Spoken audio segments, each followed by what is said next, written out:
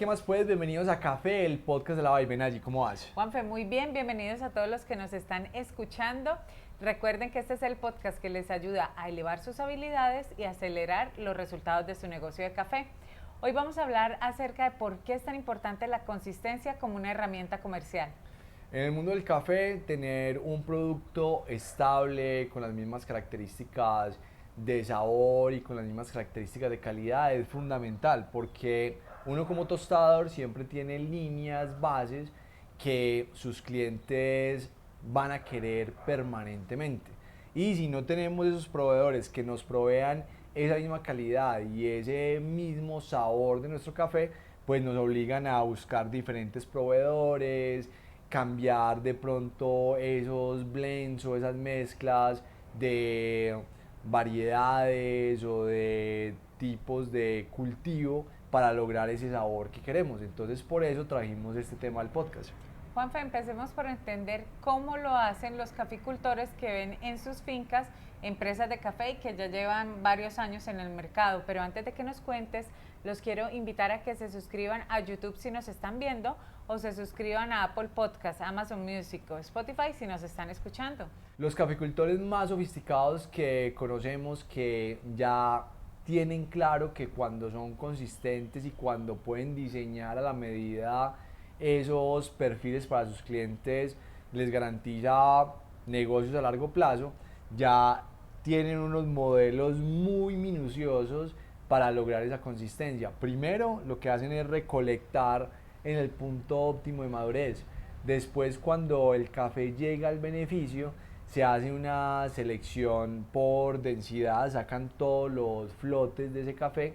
y luego hacen una desinfección de esa cereza. Lavan las cerezas con agua ozonizada y luego las pasan por luz ultravioleta para bajarle la carga microbiana de esos frutos y así poder garantizar una fermentación controlada y solo dejar los microorganismos que están dentro del mucílago de la cereza.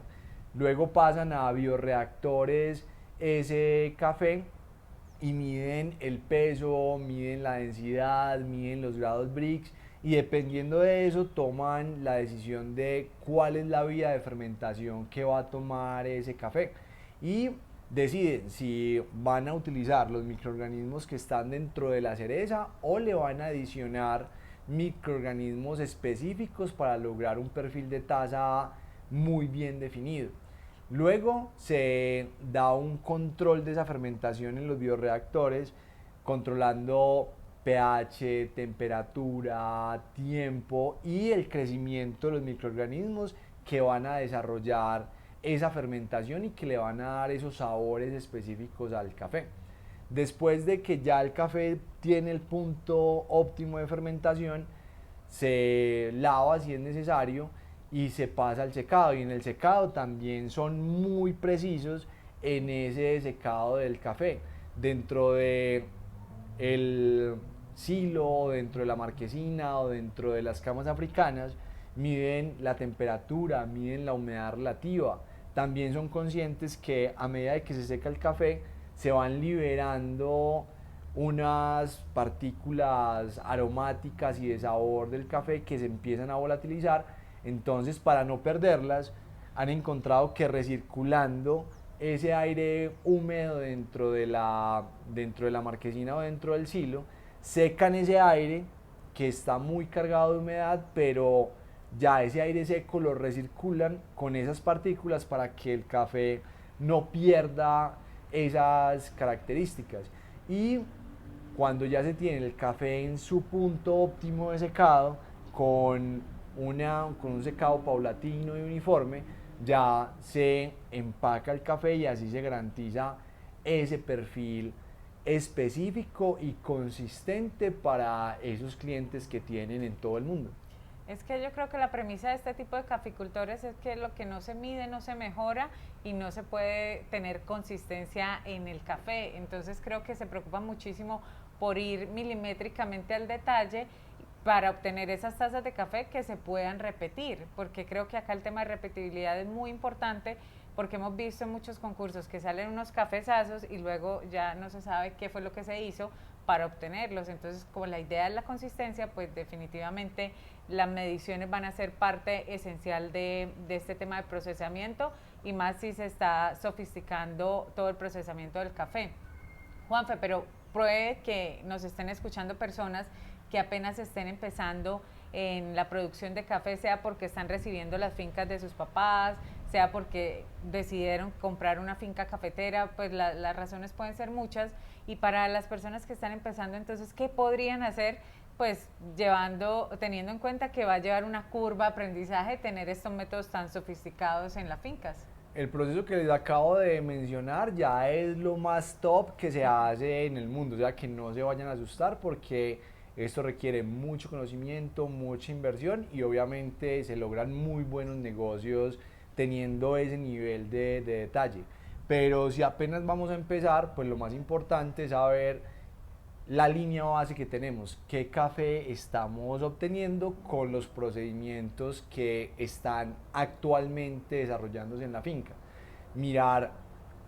qué lotes son los que tienen mayor posibilidad de tener un mejor café y cuando ya se tenga esa línea base, empezar a hacer pequeñas modificaciones en el tema de recolección, mejorando cada vez ese punto óptimo de madurez, cambiando o mejorando un poco la selección que se hace de la cereza que entra al beneficio, calibrando muy bien ese beneficio para que no se tenga daño mecánico en esas cerezas o en esas almendras de café, teniendo una fermentación con tanques muy limpios, que la carga microbiana sea la menor posible, también teniendo una fermentación no controlada, porque si no se tienen bioreactores y si no se tiene una medición completa, pues no se puede controlar, pero sí teniendo los parámetros como alineados, que siempre se pueda tener una misma temperatura, un mismo tiempo, una misma masa de café fermentándose, que los grados Brix de ese grano que está entrando a la fermentación o de ese mucílago sea más o menos consistente, y así haciendo pequeños cambios sin necesidad de hacer grandes inversiones al inicio, se puede lograr una consistencia en ese café, que en el secado se tengan ese control de temperatura, si es en marquesina, pues que se tengan protocolos que siempre se mantengan para que cuando encontremos esas mejorías en la taza y encontremos esa tasa homogénea que podemos lograr en la finca, pues se puedan repetir esos protocolos y así ya enfrentarse a un mercado y decirle, no, es que yo ya tengo estandarizado estas características de tasa haciendo estos protocolos en finca, y así ir avanzando, porque con toda seguridad si hacen esto van a empezar a lograr mejores precios y esos mejores precios les va a empezar a dar la posibilidad de hacer inversiones en mejorar esas técnicas de producción, y ahí se va generando una mejora continua de ese producto para llegar a mejores mercados y a mejores precios a medida de que van pasando los años. Y se logra tener un cliente fidelizado, porque al final de la cadena pues vamos a encontrar clientes que necesitan realmente un café consistente, y tú lo mencionabas al principio, porque eso va en contra de la utilidad de ese cliente final, que puede ser un dueño de tienda de café de especialidad, puede ser un comercializador, porque cada vez que se tiene un perfil diferente en un perfil que estábamos prometiendo que era el mismo, pues va a traer cambios, no sé, por ejemplo, si es un coffee shop, cambios en la carta que se presenta muy a menudo. Créanme que eso es de las cosas que más nos consultan, nos dicen, bueno, pero es que no puedo estar cambiando la carta cada mes porque el café me está sabiendo diferente, porque estoy trabajando con un caficultor nuevo que de pronto no tiene estandarizados este tipo de elementos que nos has mencionado. Entonces, al final todo se traduce en buenas relaciones, en generar clientes fidelizados y generar relaciones a largo plazo. Y la consistencia es vital para generar esos negocios a largo plazo, porque, por ejemplo, nosotros que atendemos muchas reposterías que encuentran un café que marida muy bien con sus pasteles, sus tortas y no quieren cambiar ese sabor, pues es vital que nosotros podamos sostener ese perfil de sabor para tener esa relación por muchos años. Y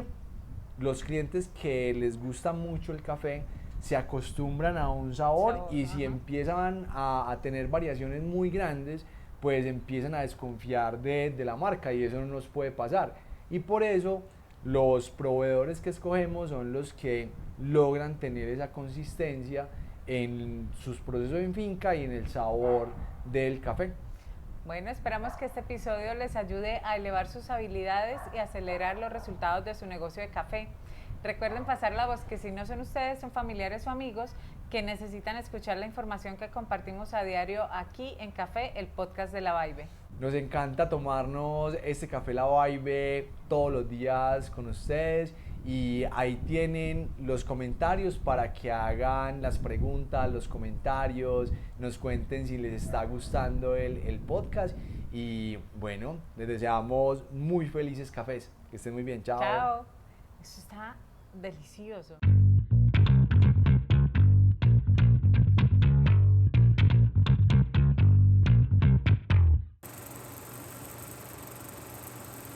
Los caficultores. Este espacio siempre será bien